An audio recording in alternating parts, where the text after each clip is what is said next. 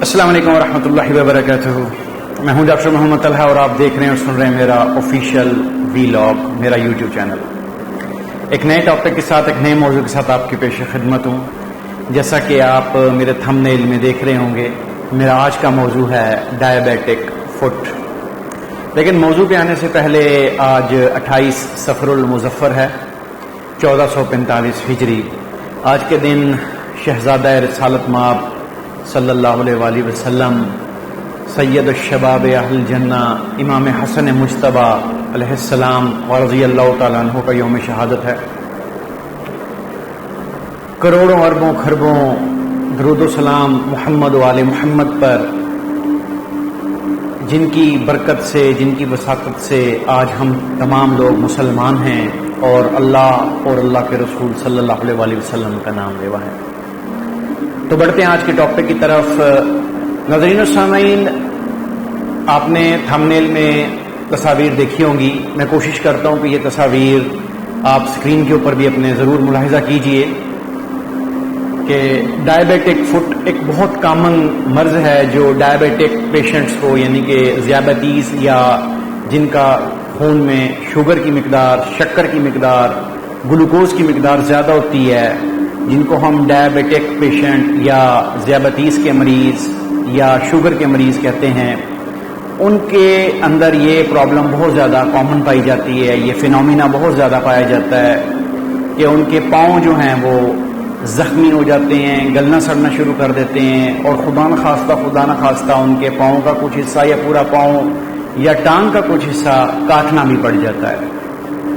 تو اس سے کیسے محفوظ رہا جا سکتا ہے، میں آج اس کے متعلق آپ کو ضرور ٹپس دوں گا جو میڈیکل سے ریلیٹڈ ٹپس ہیں. اللہ تبارک و تعالی ہم تمام لوگوں کو، ہم تمام بہن بھائیوں کو شوگر جیسے موذی مرض سے محفوظ رکھے، آمین.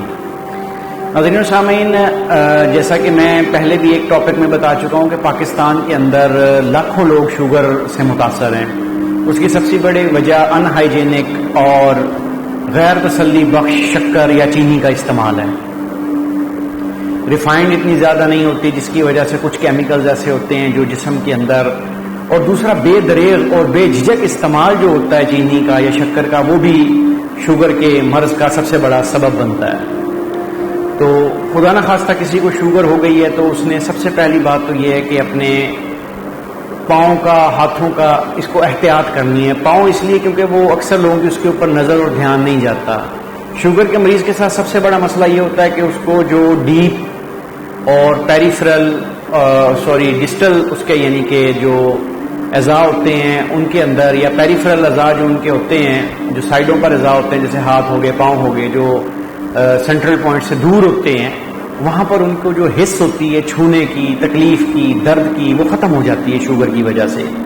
جس کی وجہ سے اگر وہ پاؤں ہلکے سے زخمی ہوں گے تو اس کو پتہ نہیں چلے گا. اور جیسا کہ شوگر کے مریض کی قوت مدافعت بھی کم ہوتی ہے اور بیکٹیریا اس کے اوپر حملہ آور ہوتے رہیں گے، اور وہ زخم بڑھتا خدا نخواستہ گینگرین بنا دے گا، یعنی کہ مردہ ہونا شروع ہو جائے گا، ڈیڈ ہونا شروع ہو جائے گا، اور وہ آگے سے آگے پھیلتا رہے گا اور دوسرے ٹیشوز کو بھی ڈیڈ کرنا شروع کر دے گا، جس کی وجہ سے وہ اعضاء کاٹنے پڑ جائیں گے. تو سب سے پہلی بات تو یہ کہ شوگر کا مریض صبح اور شام اپنے پاؤں کا، پہلے بات تو یہ کہ وہ شوز پہنے جو لگے نہیں، بند شوز پہنے، اور اگر اسے جوتے لگنے کا اس کو عموماً پتہ ہی نہیں چلتا کیونکہ اس کی پیریفرل یا ڈسٹل، اس کی جو سینسری جو حصہ ہے وہ ختم ہو چکی ہوتی ہے. تو وہ اپنے پاؤں کا احتیاط سے صبح اور شام معائنہ کرے، کوئی زخم تو نہیں ہے، کوئی چھالکا تو نہیں ہے، کوئی چھالا تو نہیں ہے خدا نخواستہ. اور اس کے بعد وہ صبح و شام اپنے پاؤں نیم گرم پانی میں پایوڈین، ڈیٹول وغیرہ لگا کر اس میں ڈپ کر کے رکھے، اس کے بعد خشک کر کے سوئے. اور اگر خدا نخواستہ اس کو ہلکا سا بھی چھالا محسوس ہو رہا تو اس کو وہ لائٹ یا ہلکا بالکل نہ لے اور فوراً اپنے کسی معالج کے پاس جائے اور اس کا علاج کرے. اللہ تبارک و تعالی ہم سب کا حامی و ناصر ہو. اپنا اور اپنے ساتھ رہنے والوں کا خیال رکھیے گا. پاکستان.